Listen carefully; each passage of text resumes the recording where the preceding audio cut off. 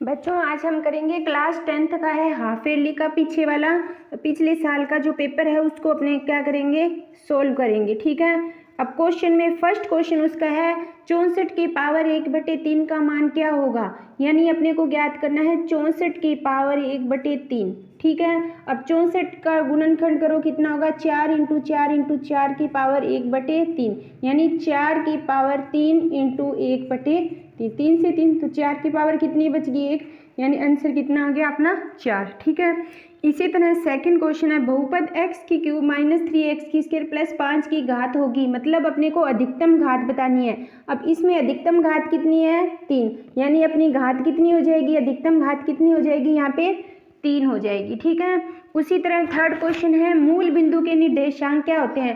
कोई भी जब अपने बनाते हैं ग्राफ तो इस पे जहाँ पे x और y दोनों बिंदु काटते हैं उसे बोलते हैं मूल बिंदु। यानी मूल बिंदु पे x और y के निर्देशांक कितने होते हैं 0 और 0 यानी x पे भी 0 होगा और y पे भी 0 होगा, वो मूल बिंदु का क्या है निर्देशांक है।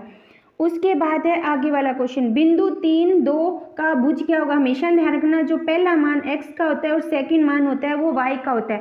क्वेश्चन में भुज पूछा है तो भुज होते हैं ना, यानी जो x अक्ष होता है उसको भुज बोलते हैं। तो कितना आएगा 3 यानी x पे कितना है 3 है तो भुज कितना है 3। अगर कोटि पूछे तो जो y पे होता है ना वो कोटि है, कोटि कितनी है 2। तो अपने को किसका पूछा है भुज का पूछा है तो अपना आंसर कितना हो जाएगा 3। बच्चों आगे वाला फिफ्थ क्वेश्चन है। फिफ्थ क्वेश्चन में कहा है रेखिक समीकरण x + y = 5 के कितने हल होंगे। ठीक है, अब अपने को x और y के मान ज्ञात करने हैं। जैसे अपने इसमें टेबल के रूप में फॉर्म करते हैं, यहाँ पे x हो जाएगा यहाँ पे y यानी x बराबर कितना हो गया 5 - y यानी अपने ने जब y का मान 1 रखा तो x का मान कितना आया 4 आया, 5 में से 4।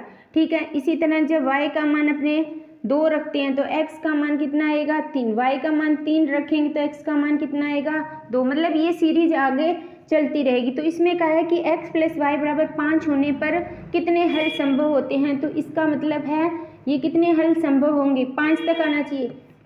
इसी प्रकार 4 रखेंगे तो कितना आएगा 1 और 0 रखेंगे तो कितना आएगा 5। तो कितने हल संभव है यानी दोनों का योग कितना है 5 है। 5 योग इसमें आगे कोई संख्या नहीं आएगी तो इसका मतलब इसके अनंत हल संभव है, अनंत हल संभव है। ठीक है, अगर माइनस में जाएगा तो भी आगे मान चलते जाएंगे तो इसका मतलब इसके कितने भी हल हो सकते हैं। आगे वाले क्वेश्चन में क्या कहा है अपने को एक समीकरण दी हुई है, इसमें जो किसका k का मान ज्ञात करना है। समीकरण क्या है 2x + 3y बराबर कितना है k, जहाँ पे x का मान 2 है y का मान कितना है 1। तो x का मान अपने रखेंगे 2 प्लस y का मान रखेंगे 1 इक्वल टू कितना हो जाएगा k। ठीक है, 2 को 2 से किया 4, 3 को किया 3 तो k का मान कितना आ गया अपना 7। यानी इस समीकरण में x और y के मान जब पुट करेंगे तो k का मान कितना आएगा 7 आएगा। इसी प्रकार आगे वाला क्वेश्चन क्या है, आगे वाले क्वेश्चन में क्या है समांतर रेखाएं क्या को परिभाषित करो।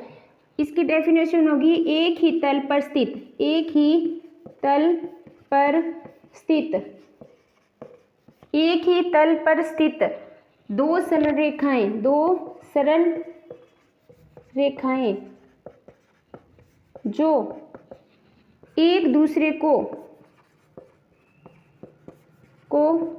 काटती नहीं है, नहीं है क्या कहलाती है समांतर रेखाएं कहलाती है, समांतर रेखाएं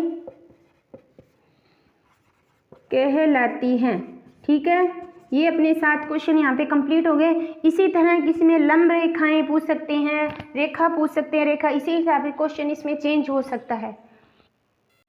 बच्चों आगे वाला क्वेश्चन है क्वेश्चन 8वां क्वेश्चन। इसमें कहा न्यूक्लियर ज्यामिति की कितनी अवधारणाएं होती है। न्यूक्लियर ज्यामिति की टोटल कितनी अवधारणाएं होती है 5 अवधारणाएं होती है।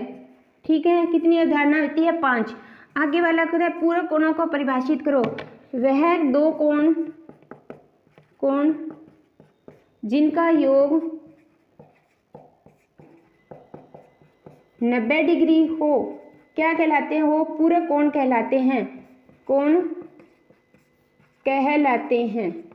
ठीक है, वह कोण जिनका योग 90 डिग्री वो पूरक कोण कहलाएंगे जिनका, ठीक है। ये हो गया अपना 9वां क्वेश्चन का। निम्न में परिसर ज्ञात करो। परिसर कैसे निकालते हैं? परिसर बराबर बड़ी संख्या माइनस छोटी संख्या, यानी सबसे बड़ी संख्या कौन सी है इसमें? 9, और सबसे छोटी कौन सी है? 1। तो परिसर कितना आ गया अपना? 8। यहाँ पे क्या है? परिसर क्वेश्चन।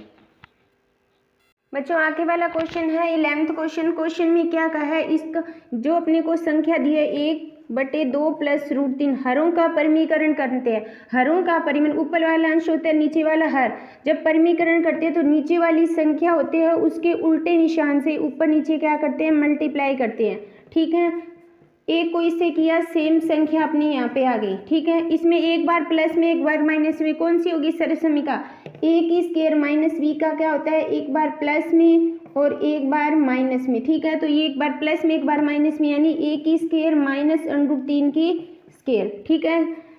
2 माइनस √3, 2 की स्क्वायर कितनी होती है? 4, माइनस √3 रूट से कैंसिल हो जाता है तो आंसर कितना आएगा? 2 माइनस √3।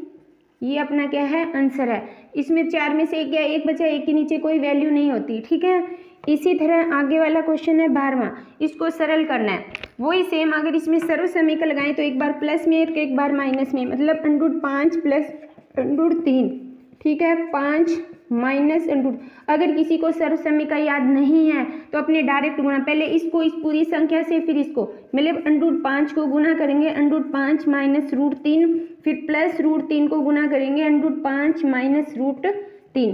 5 √ से √ कैंसिल, कितना आएगा? 5। रूट दोनों रूट में है तो कितना आएगा? √15। ये भी दोनों 15 √ में है और ये हो जाएगा कि करेंगे कितना आएगा? 3। ये इससे कैंसिल, यानी 5 माइनस 3, आंसर कितना आया? 2, ठीक है। अगर सर्वसमीकरण से करेंगे तो √5 की स्क्वायर माइनस √3 की स्क्वायर, यानी एक बार प्लस में क्या होता है? a की स्क्वायर माइनस b की स्क्वायर, √ से ये कैंसिल है, 5 माइनस 3, ठीक है। आंसर कितना आ जाएगा? 2। दोनों आंसर अपने दोनों तरीके से कर सकते हैं। बच्चों आगे वाला 14वां क्वेश्चन है। इसमें क्या, क्वेश्चन में क्या कहा है? मतलब 13वां क्वेश्चन, सॉरी, ठीक है। क्वेश्चन में कहा निम्न जो बिंदुओं के चतुर्थांक बताने। अब देखो चतुर्थांक क्या होते हैं? एक जब अपने कोई भी ग्राफ बनाते हैं तो यहाँ पे x होता है, यहाँ पे -x, यहाँ पे y होता है, यहाँ पे -y, यानी यहाँ पे -1 -2 -3 इस तरह चलेगी। यहाँ पे +1 +2 +3, यहाँ पे +1 +2 +3 चलेगी। यहाँ पे -1 -2 और -3 इस तरह चलती है। अब क्वेश्चन में क्या हमेशा ध्यान, पहला x होता है दूसरा y। तो पहले क्वेश्चन में 3 - 2 में कौन सा चतुर्थांक होगा? ये फर्स्ट होता है, ये सेकंड होता है, फिर थर्ड और फिर फोर्थ, ठीक है। क्वेश्चन में 3x है और y माइनस के हैं। 3x है मतलब 3 प्लस के हैं और y के माइनस के 2, तो इसमें बन रहा है तो कौन सा होगा? यानी चौथा चतुर्थांक है इसमें। उसी प्रकार -3 और -5 में, यानी दोनों माइनस में, -3 और माइनस यहाँ पे इधर हो जाएगा -5, तो इसमें बन रहा है, ये कौन से में बन रहा है? थर्ड चतुर्थांक में। उसी तरह 5 और 1, यानी दोनों प्लस में है, 1 इसमें है, 5 यहाँ पे हो जाएगा। जैसे मैंने पूरा नहीं बनाया तो कौन से में बनेगा? ये फर्स्ट में। और थर्ड है 2 और 7, यानी -2 है और प्लस के 7 यहाँ पे, तो कौन से में बन रहा है? सेकंड में, ठीक है। ये अपना तीसरा क्वेश्चन है। बच्चों आगे वाला अपना क्वेश्चन है। ये क्वेश्चन में अपने एक प्रकार से ग्राफ दिया है। क्वेश्चन में इसमें निर्देशांक ज्ञात करने हैं। b के निर्देशांक, b कहाँ पे है? यहाँ पे। पहले x होता है, फिर y। x पे कितना है? -2 और y पे कितना है? 3 है। तो -2 और 3 इसके निर्देशांक। फिर करना है c का। c कहाँ पे दिया? 1, यानी x पे कितना है? 1 और y पे कितना है? 0, ठीक है। x पे कितना है? एक बिंदु पे है, y भी यहाँ पे है, इस लाइन में y है, तो y पे कितना हो गया? 0, ठीक है। तो इसके निर्देशांक कितने हो गए? 0।